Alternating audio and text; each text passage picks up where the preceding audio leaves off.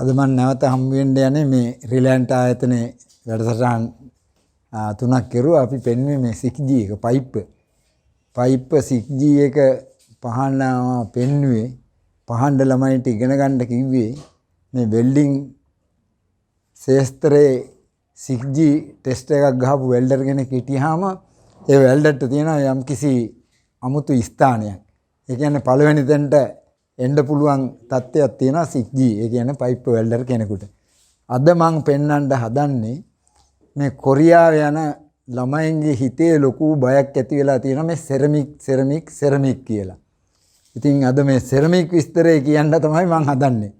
මම දැන් පෙන්වන්න හදන්නේ vertical position එකක්. ඒ කියන්නේ 3G position එකට සෙරමික් එක තියලා ඉවරලා මේ රූට් එක ගහන ක්‍රමය කොහොමද කියලා. මේ තියෙන්නේ 3G position එකට තියෙන ටෙස්ට් පීස් එක. මේකට දැන් මම සෙරමික් එක අලවලා මේක කොහොමද යන්න ඕනේ, ටෝච් ඇන්ගල් එක කොහොමද ගෙනියන්න ඕනේ කියලා පෙන්වන්න තමයි මම අද මේ ලෑස්ති වෙන්නේ. ඒ කියන්නේ සෙරමික් එක අලවලා රූට් එක කොහොමද අපි පාස් ගන්නෙ කියලා. මම දැන් පෙන්වන්න හදන්නේ මේ තියෙන්නේ සෙරමික් සපෝට් එක. ඒ කියන්නේ ජොයින්ට් එකේ පිටිපස්ස පැත්තට අලවන එක. මම දැන් පෙන්වනවා මේක කොහොමද මේ ටෙස්ට් පීස් එකට අලවලා රූට් එක ගහන්න ලෑස්ති කරගන්නේ කියලා. මේ තියෙන්නේ දැන් මම සෙරමික් එක තිබ්බා ටෙස්ට් පීස් එකේ පිටිපස්ස පැත්තට තියලා දැන් මේ සෙන්ටර් එකේ තියෙන ගෲව් එකක් සෙරමික් එකේ. ඒකට තමයි රූට් එකේ මෙටල් එක ඩිපොසිට් වෙන්නේ. මේ තියලා තියෙන්නේ ඒ ගෲව් එකට සෙරමික් එක. ඊට පස්සේ මේකේ දෙපැත්තට තියෙනවා අලෝන ගම් ටේප් එක. ඒක හරියට හුලන් නොවදින්න පාස්සන වෙලාවට යන්තම් හරි කූර මොන හරි මිස් වෙලා වැදුනොත් ගැලවෙන්නේ නැති වෙන්න අලව ගන්න. ඒක හුඟක් දැන් මේ කොරියන් ටෙස්ට් එකේ ඉඳ හුඟක් දෙනෙක් දැනගෙන තියෙන. ඒක ගැන මම වැඩි විස්තරයක් කරන්න අවශ්‍යතාවයක් නැහැ. මේ ක්‍රමෙට තියාගෙන අලව ගන්න තියෙන. ඊට පස්සේ මම පෙන්වන්නම් මේ රූට් එක ගහන පොසිෂන් එක. ඒ කියන්නේ ටෝච් ඇන්ගල් එක කොහොමද ගෙනියන්න ඕන කියලා. මම දැන් පෙන්වන්න හදන්නේ මේ රූට් පාස් එක පහගන්න සෙරමික් එක අලවලා ලැහැත්ති කරුවට පස්සේ මේ ටෝච් ඇන්ගල් එක ගෙනියන ක්‍රමේ මම හුඟක් වෙලාවට මම දැක්කා ටෙස්ට් ගහනවා එක 200ක් 250ක් විතර වෙල්ඩර්ලා. ඒගොල්ලෝ මේ සෙරමික් එක රූට් එක ගහන්න ගියාම තමන් පහන අතේ මේ වැලමිට වෙවුලනවා බයට. එහෙම බය තියාගත්තොත් කිසිම වෙල්ඩින් එකක් කරන්න බෑ. ඒකින්ද පළවෙනිම කාරණේ දැනගන්න එක එක රූට් පාස් ගහන වෙලාවට බෑග් ස්ලිප් එකක් තියලා ගහනවා. නැත්නම් සෙරමික් එක තියලා ගහනවා. නැත්නම් ඕපන් රූට් එක ගහනවා. ඔය හැම එකටම තියෙන ටෝච් ඇන්ගල් එකක්. ටෝච් එක ගෙනියන ඩිස්ටන්ස් එකක්. ඒ කියන්නේ මේ කූරු මම මුලින්ම කියලා ඇති මේ කූරු කම්පැනි වලින් හදලා එවනකොට එවනවා ස්ටික් අවුට් කියලා මේ flux core, metal core, solid wire stick out කියලා ක්‍රමයක්. ඒ ක්‍රමෙට මේ ටෝච් එකේ දුරස්ත ප්‍රමාණය තියෙන්න ඕනේ. මේ ටෝච් එක ගෙනියන ඩිග්‍රියක් තියෙනවා. ඒ කියන්නේ ඇන්ගල් එකක්. ඒ ඇන්ගල් එක ඒ පොසිෂන් එකේ යන්න ඕනේ. එතකොට තමයි තමන් කරන වැඩේ නැත්නම් තමන් පාස්සන රූට් එක එහා පැත්තෙන් බලනකොට ලස්සනට තියෙන්නේ. ඒකින්ද හැමතිස්සෙම ටෝච් ඇන්ගල් එක ටෝච් එකේ ඩිස්ටන්ස් එක මතක තියාගන්න ඕනේ. ඒක තමයි මේ සෙරමික් එකේට ගහන්න හුඟක් අය බය වෙලා තියෙන්නේ. මේ සෙරමික් කියලා කතාවක් ගිහිල්ලා තියෙන්නේ.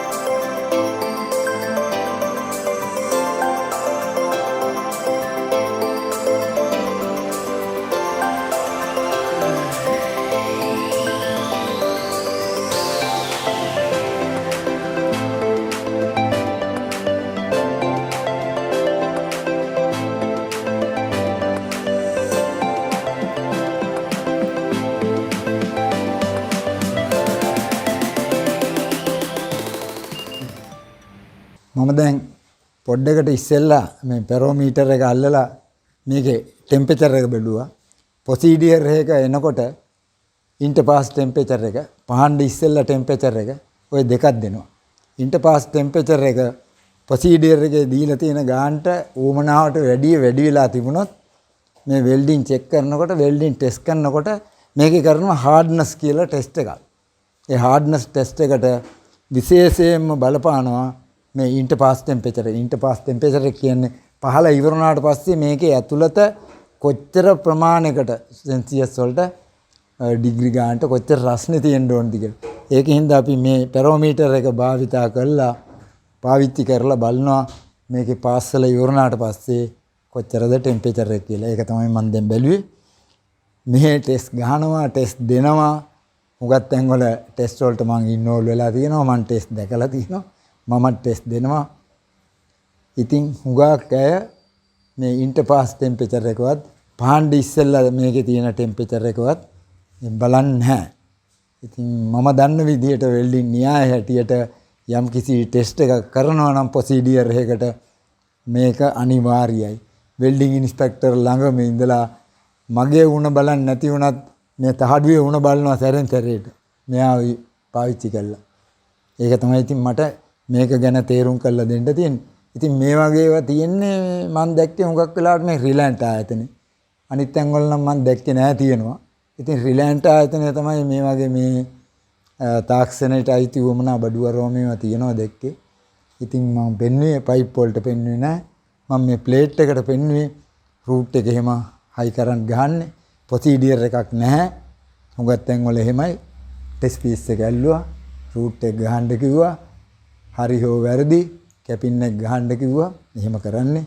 ඉතින් වෙල්ඩින් න්‍යායට මම දැකලවත් මම දැනගෙනවත් මම ඉගෙනගෙනවත් නැහැ ඒ විදිහට කරන එක.